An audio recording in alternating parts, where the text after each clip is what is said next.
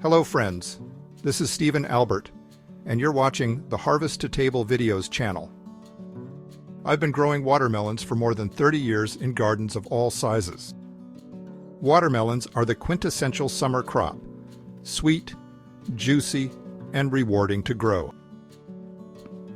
Whether you're gardening in a small space or a large plot, today we'll cover everything you need to know to grow and enjoy watermelons. Let's get right to it. First up, choosing the right watermelon variety. Success in growing watermelons starts with selecting the right variety for your garden's unique conditions. Let's take a look at varieties that might match your climate, available space, and how long your growing season lasts. First, for gardeners with limited room, compact or bush-type watermelons are ideal. The variety called Sugar Baby is a popular choice for small gardens or container growing. It has a compact, bushy growth habit and matures in just 70 to 75 days. If you garden in a cooler climate or have a shorter growing window, consider Blacktail Mountain.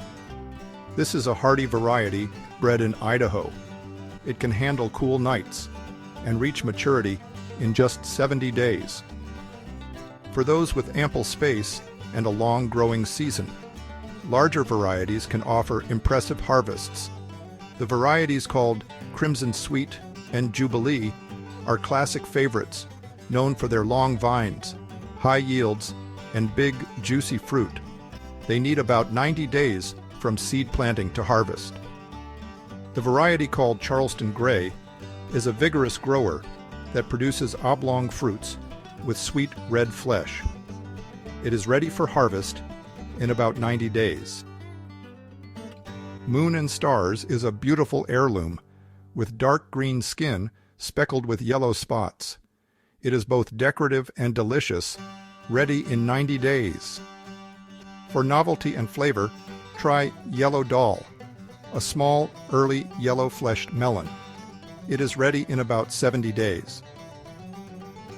Finally, the variety Orangelo is a large orange-fleshed fruit with tropical notes. It is ready in about 85 days. With so many types available, there's a watermelon for nearly every home garden. Now, when to get watermelon seeds started? Growing watermelons is very much about timing. It's important to plant when both soil and air temperatures are warm enough. Watermelon seeds won't germinate in cold soil, and seedlings won't thrive in cool air.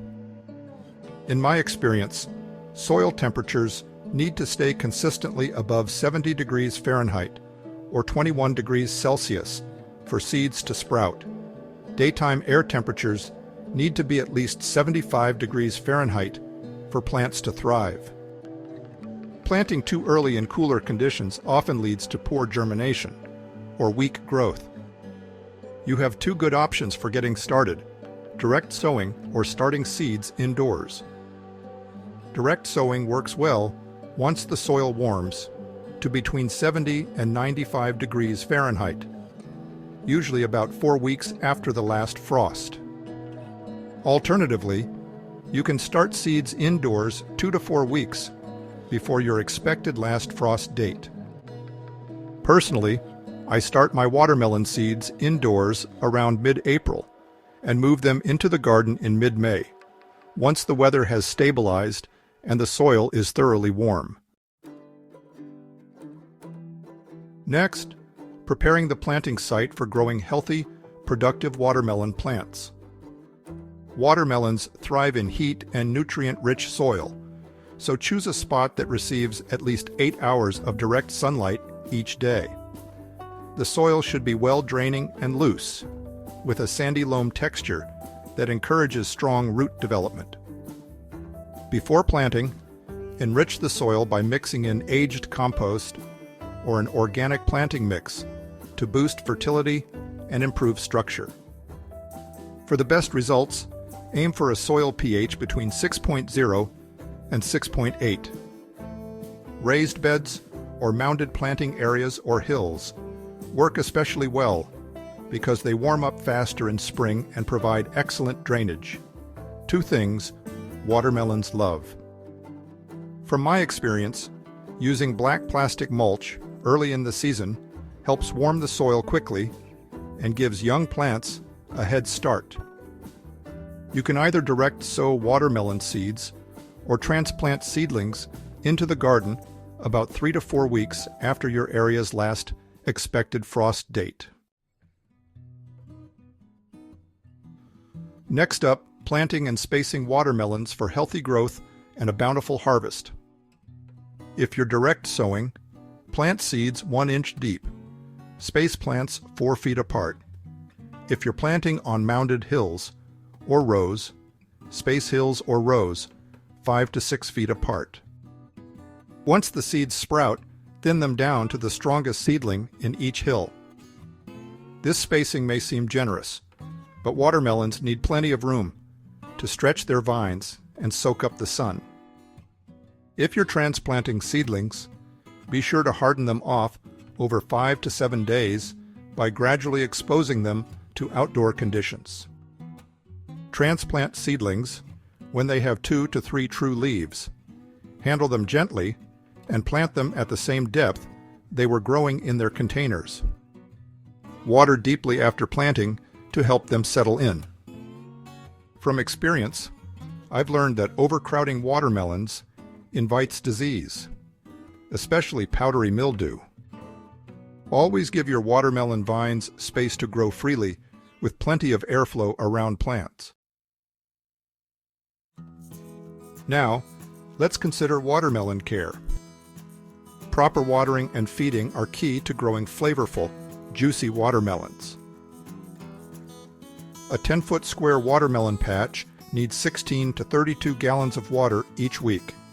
Let water soak in deeply 1 to 2 times each week. Water until the soil is damp 6 inches deep. This will encourage deep root growth. Be careful not to wet the leaves late in the day. Damp foliage in the evening can lead to fungal diseases. Once the fruits start to swell, I reduce watering just a bit. This slight stress helps concentrate the sugars and enhances the fruit's sweetness without compromising overall plant health. When it comes to feeding, start by mixing a balanced, slow-release organic fertilizer, such as 10-10-10, into the soil at planting time to support early growth. As soon as the vines begin to flower, shift to a low nitrogen, high potassium fertilizer to support fruit development over leafy growth. This change helps the plant focus its energy on producing large, sweet melons instead of excess vines and foliage. Next, growing watermelons in small spaces. Watermelons naturally want to sprawl, but they can be successfully grown vertically in smaller gardens. A sturdy trellis or cattle panel can provide the support watermelon vines need to grow upwards. Growing watermelons up can save valuable ground space in a small garden. As the fruit develops, support the weight of each melon on a post, or with slings made from old t-shirts, nylon mesh, or other soft, stretchy materials. These DIY cradles prevent stress on the vines and fruit while allowing upward growth in tight spaces. Now let's consider watermelon pests, diseases, and growing issues. The most common pests that trouble watermelon plants are cucumber beetles, aphids, and squash bugs. These pests can weaken vines and spread disease. Stay ahead of problems with regular monitoring and early intervention. I use preventative measures such as row covers during the seedling and early growth stages. When infestations appear, I often use neem oil as an organic treatment. Watermelons are also susceptible to fungal diseases such as powdery mildew and fusarium wilt. Fungal diseases can quickly spread, especially in warm, humid conditions. To prevent these issues, Make sure to ensure good airflow by spacing plants properly and rotating crops each season. I also like to plant naturally disease-resistant varieties, such as Crimson Sweet and Sugar Baby. Harvesting watermelons.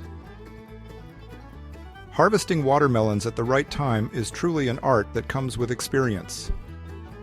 Over the years, I've learned to watch for 3 key signs that signal peak ripeness. First, the tendril closest to the fruit will turn brown and dry out, indicating the melon has stopped growing. Second, the spot where the watermelon rests on the ground changes from white to a creamy yellow color. Lastly, when you tap the melon, it should produce a deep, hollow sound rather than a dull thud. These clues help me avoid the common mistake of picking too early, since watermelons do not continue to ripen once off the vine. Watermelons harvested too soon can be bland and watery. Wait for the deep, hollow sound for sweetness and superior texture. Now, how to store and enjoy your harvest. Whole uncut watermelons can be stored at room temperature for up to 10 days. Once you've cut into the melon, it's best to refrigerate the pieces and consume them within 3 to 5 days. If you keep them longer, they will lose their sweetness and texture. For a fun and practical way to enjoy watermelon beyond fresh eating, consider freezing chunks to blend into smoothies or use as ice cubes in drinks. You can also make homemade watermelon popsicles, an easy, refreshing treat that's perfect for cooling off on a hot summer day. And there you have it, growing watermelons from seed to harvest to table. If you find this video helpful, please give it a thumbs up and subscribe to the Harvest to Table Videos channel. And please share this video with a friend. To read more about growing watermelons, click on the link in the notes below. For more gardening insights, check out my vegetable gardening books available at Amazon. Click on the link in the notes below. Thanks for watching today. Until next time, this is Stephen Albert wishing you happy gardening. See you in the next video.